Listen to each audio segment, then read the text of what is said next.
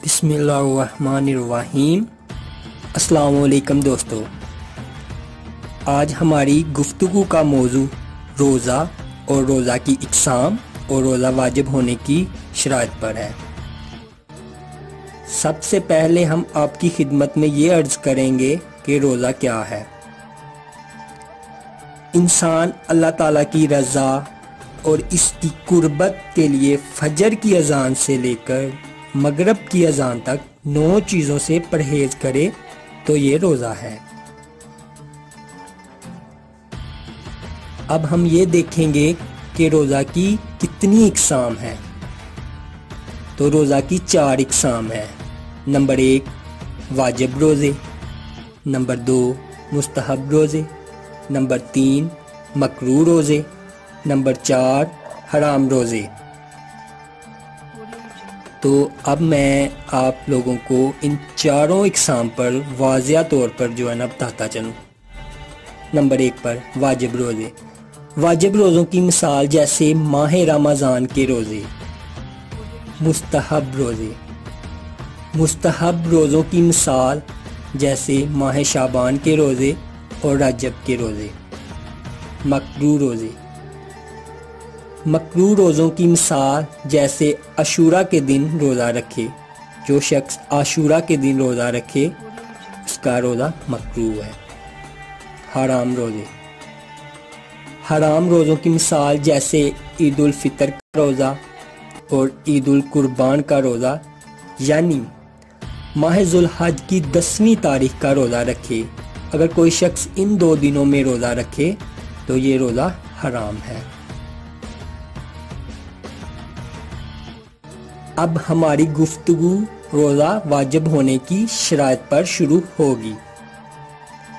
अब हम ये देखेंगे कि किसी इंसान पर जब रोज़ा वाजिब होता है तो शरीयत जो है उसके लिए क्या शराइत बयान करती है। रोज़ा उन अफराद पर वाजिब होता है कि जिनके अंदर ये शराइत हों। अब मैं ये शराइत जो हैं एक एक करके आपकी खिदमत में बयान करूँगा। शराइत नंबर 1, इंसान बालिग हो। ये तो आप सब जानते हैं कि बच्ची और बच्चा कैसे बालिग होते हैं। जिस ज़माना में इन पर नमाज वाजिब होती है उसी दौर में उन पर रोज़े वाजिब हो जाते हैं। अगर माह रमज़ान का महीना हो, अगर माह रमज़ान में लड़की लड़का बालिग हो गए हैं तो ऐसे ही उन पर रोज़े वाजिब हैं जैसे नमाज वाजिब है। शर्त नंबर 2, दूसरी शर्त ये है कि वो आकल हो, यानी दीवाना ना हो, मजनू ना हो, पागल ना हो, अक्ल रखता हो, उसे अच्छे बुरे की तामीज़ हो। ये थी शर्त नंबर 2। अब शर्त नंबर 3, तीसरी शर्त ये है कि वो रोज़ा रखने की कुदरत भी रखता हो, यानी किसी ने मजबूर ना किया हो, या वो किसी ऐसी जगह पर हो जहां उसकी जान को ख़तरा हो, यानी रोज़ा रखने पर वो कुदरत और अख्तियार रखता हो। ये थी शर्त नंबर 3।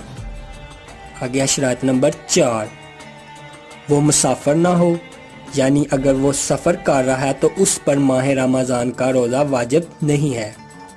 हालात सफ़र में रोज़ा नहीं होता।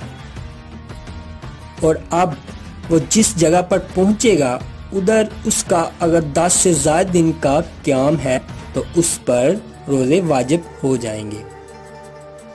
और अगर 10 से कम दिन का क़याम है तो उस पर रोज़े वाजिब नहीं होंगे, वो बाद में उनकी क़ज़ा रखेगा।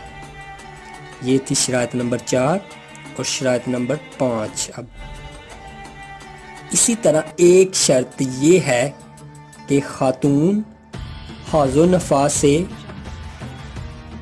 फानी हो, यानी पाक हो, फिर उस पर रोज़ा वाजिब है। ये तमाम शराइत आपके मद्देनज़र हों। अगर ये शराइत पाई जाती हों तो इस शख्स पर माह रमज़ान के रोज़े वाजिब हैं। میں دعا کرتا ہوں اللہ پاک آپ کے روزوں کو اس بابرکت مہینے کے صدقے قبول و منظور فرمائے اور آپ کی باتوں کو بھی قبول و منظور فرمائے۔ دوستو اگر ہماری ویڈیو اچھی لگی ہو تو ہمارا چینل نالج کی دنیا کو سبسکرائب کریں اور بیل آئیکن پر کلک کریں۔